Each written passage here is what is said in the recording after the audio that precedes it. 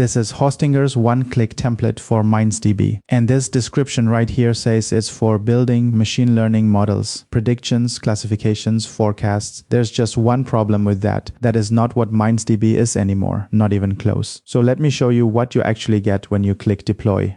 MindsDB today is a SQL engine for semantic search. You point it at a database, it indexes your text into something called a knowledge base, and then you query that knowledge base in plain English inside a where clause. No embeddings, pipeline, no vector database to wire up, no Python, just SQL. And the proof this changed. The old docs URL docs.mindsdb.com now redirects to a completely different site. And the old machine learning engine, Lightwood, their own database migration deletes the column that tracked its version. They didn't pivot quietly, they pivoted and left the receipts. Before I touch a server, I want this running on my own machine, because if I can break it locally, I don't understand it. 2 commands: pip install mindsdb python -m mindsdb, that's the whole install. It comes up on port 47334 with a full SQL editor in the browser, a MySQL wire protocol on 35 and Postgres on 36.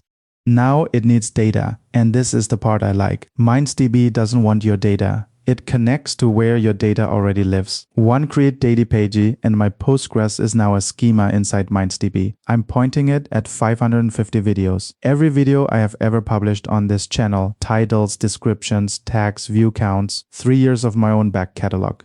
Here's the core idea. A knowledge base is a table you can ask questions of. I tell it which columns hold the text, which columns are metadata I want to filter on, and which model turns that text into vectors. That's it. That's the whole setup. And yes, that's my API key sitting in the middle of a SQL statement, which I've blurred and which I hate. Their docs say you can pull it from an environment variable instead. I tried, it doesn't work. The function only reads variables starting with mdb underscore, and even then the parser chokes on it. Put the key in the statement or it won't index. So rotate your keys and don't paste that query into a group chat.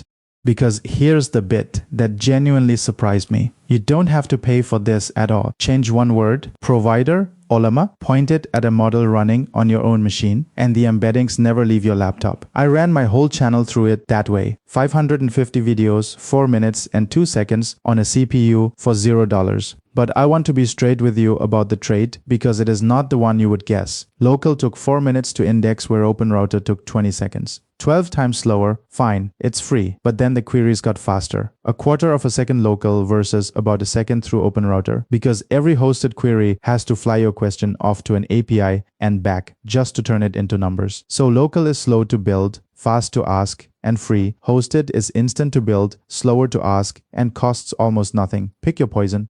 Loading it in is one insert, but here's something the docs don't shout about. That insert returns instantly, and it is lying to you. Well, not lying, it's async. It hands you a job ID and does the embedding work in the background. I checked the count right after it came back successful, got 0 rows, and genuinely thought I had broken it. You have to poll for it. And once you do, 550 videos, 1805 chunks, 20 seconds, my entire channel, 3 years of it, indexed in 20 seconds.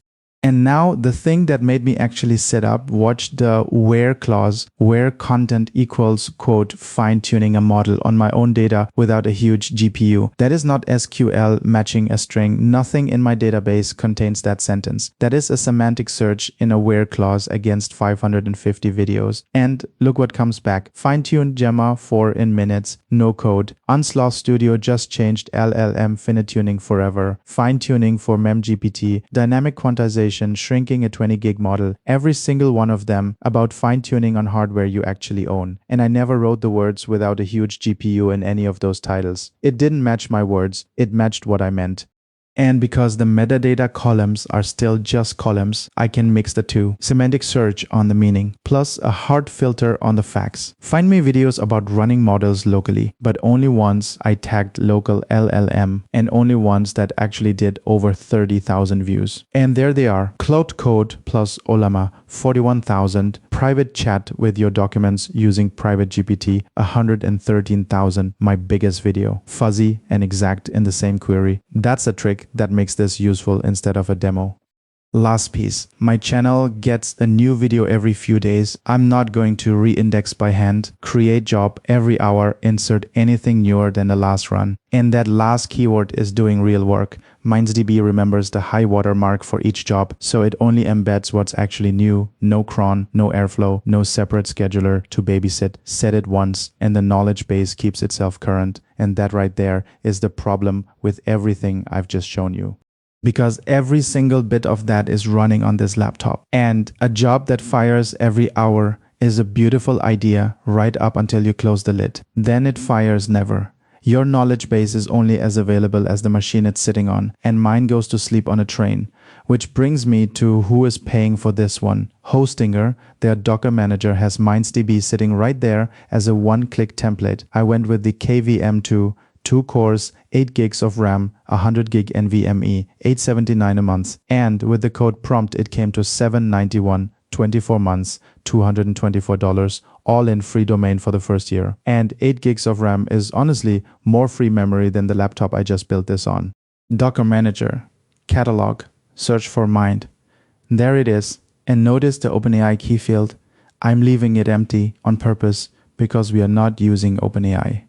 Hit deploy. Now I'm speeding this next part up, but I'm not cutting it.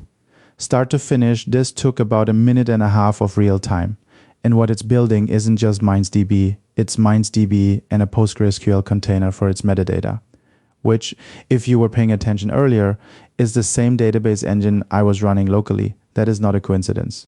And there it is. 3 containers all run in MindsDB and a Postgres for it to keep its nodes in. Same software, same version, same editor. I've had open this whole video, except this one is sitting in a data center. And it does not care that I just shut my laptop.